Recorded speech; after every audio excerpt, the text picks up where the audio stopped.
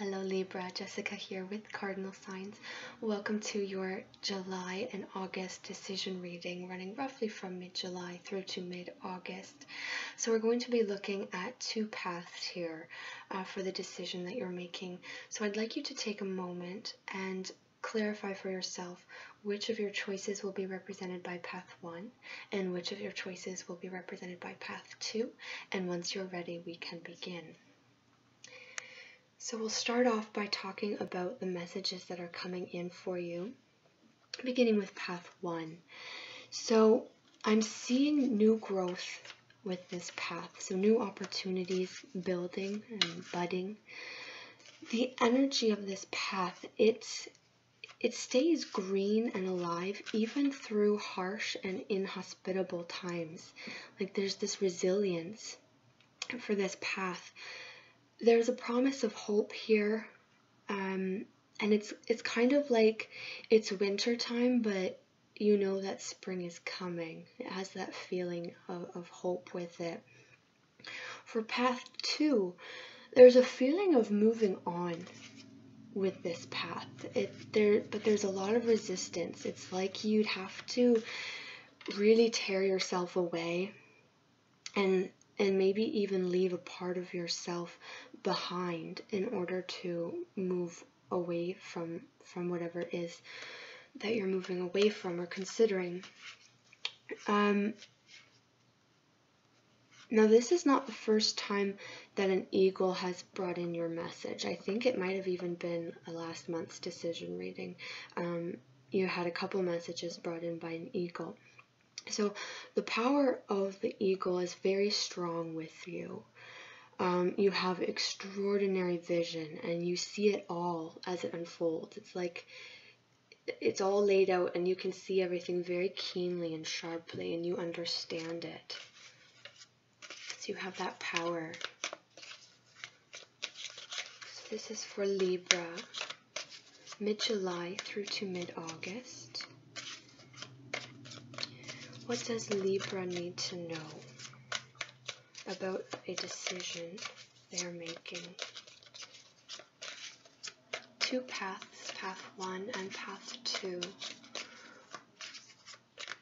The decision to be made by Libra. What does Libra need to know?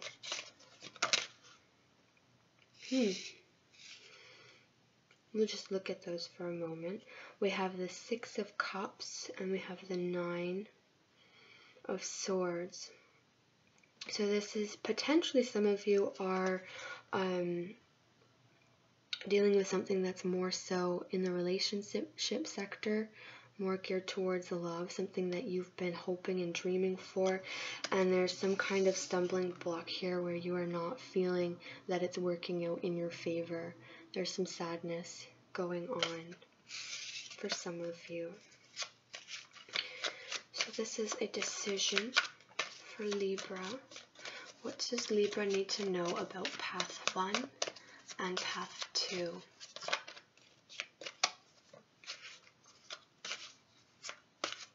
Okay.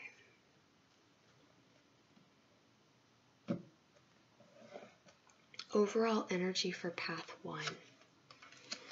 Intensity. So we have the Page of Wands here. Two things to consider. We have the 5 of Pentacles and we have the Queen of Wands. Where this path could lead you if you chose to pursue it. We have the Hermit and we have the 9 of Pentacles.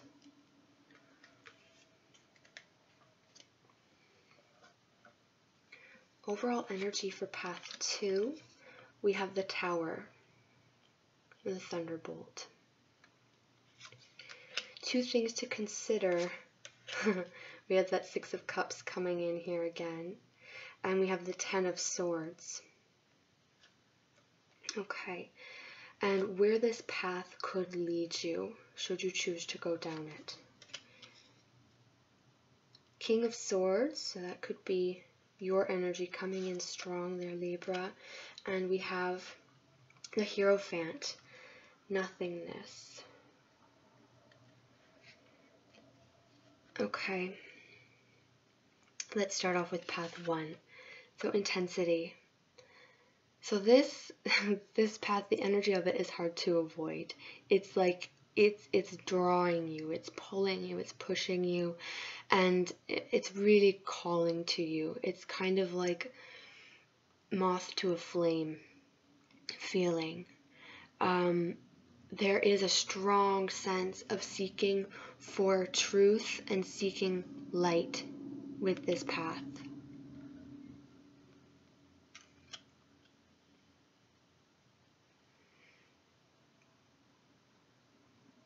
It's very quick. It's like there's a lot of momentum, a lot of drive. Now, 2 things to consider here. We have the 5 of Pentacles paired with the Queen of Wands. So right now, you feel like you are, this is the outsider here, you feel like you are on the outside looking in. You feel like you are being left out in the cold, and I was kind of getting the feeling of winter with path 1, where you are looking and hoping for springtime, really, or summertime, but a time when there is a lot more warmth, a lot more light, a lot more giving and sharing, and strong connection, where you feel more together, I guess, in a way.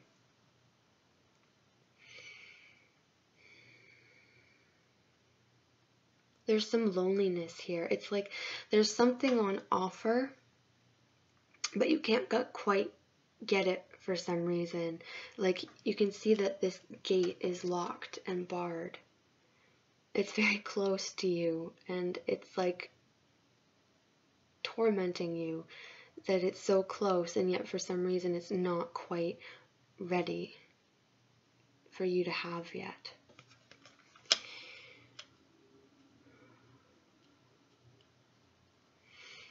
This could be an actual person, this Queen of Wands, or this could just be an energy. And I feel like it's more so an energy. It's an energy of give and take, because this card is sharing. So for some reason there's a block here in the give and take, so it's not feeling equal for you, even though you're putting a lot into it. Now, where you're headed, if you were to choose to continue down this path, we have the Hermit and we have the 9 of Pentacles. So it looks like this kind of, this blockage that's going on here may continue for some time. This is fairly slow energy. There's a lot of soul searching going on here, a lot of looking into your heart, into your mind, and really coming clean with what it is that you want and how you're going to get there. I do see it being fruitful for you, honestly, if you can stick it out. Eventually that gate will open, because there's so much, like, this is very soulful energy. There's so much like with this intensity, there's so much push and drive forward, being propelled forward. There's no way that this can stay locked forever, but it may be for some time. Ultimately, it is going to be fruitful for you. There will come a time where the hopes that you have had will finally be ready for the picking. This is about timing, this card. But it's also about getting to a place where you're feeling like you're successful, like you've achieved what you want, where you can finally have the life and the vision that you have desired. There's a lot of financial abundance and security as well with this card. So we're transitioning from a 5 of Pentacles into a 9 of Pentacles. So that's a beautiful transition. We're coming from a place of lack and not knowing how we are going to meet our needs, perhaps having a blockage in our vision, even though we're putting a lot into it. And after, taking some time and really asking some hard questions, some deep questions, we're able to unblock ourselves and open up the potential and the abundance of the 9 of Pentacles. And I see you able to share that with someone else. So that's good. Now for path 2, we have the Tower. I like the Tower. It's exactly what you need when you need it. It comes in, and if you need a shakeup, if you need clarity and illumination, kind of like that thunderbolt of inspiration, the Tower is going to give it to you. It's going to bring it in. It's not always comfortable, but when it comes because you need it to. So there's no sense in resisting the Tower. It's a force of nature. So, for some of you, this path will require you to give up something that you have been hoping and dreaming for.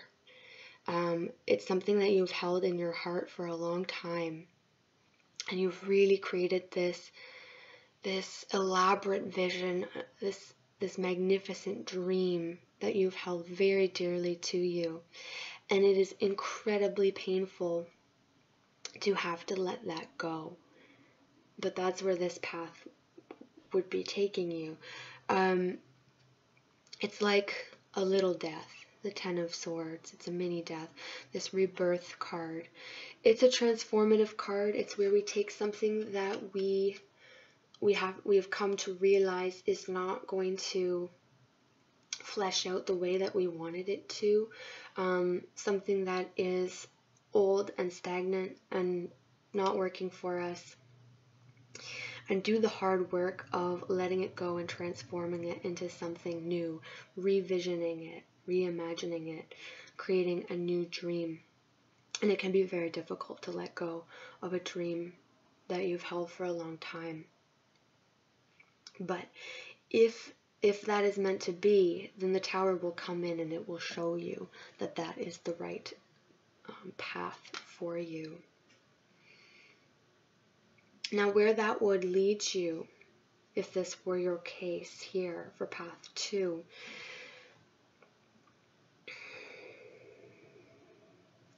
it's like a clean slate for you. Now, you have the Hierophant, but with this card, there's actually nothing on it.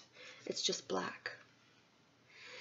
There may be a period of darkness. There may be a period of depression.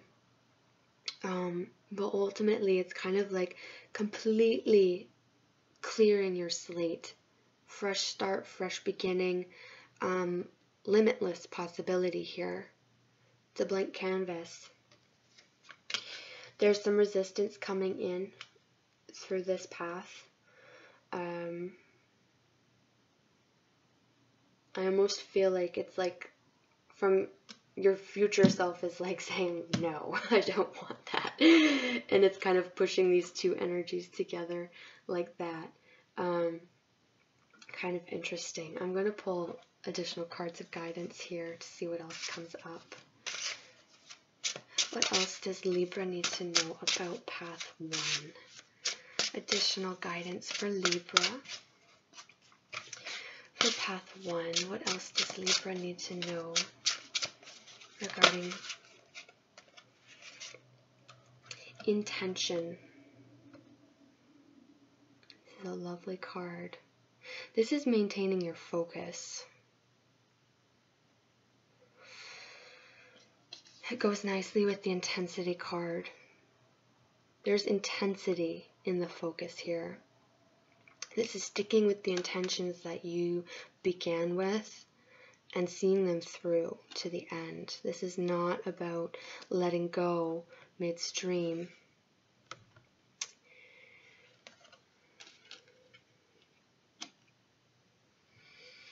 There's some darkness and doubts in this card. There's not being sure of what's going on around you, but you are in control of where you put your focus, of where you put your intentions. So that's an important message for you for path 1.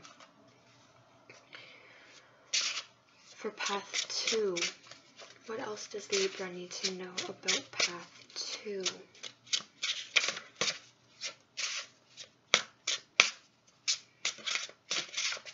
Additional message of guidance for path 2.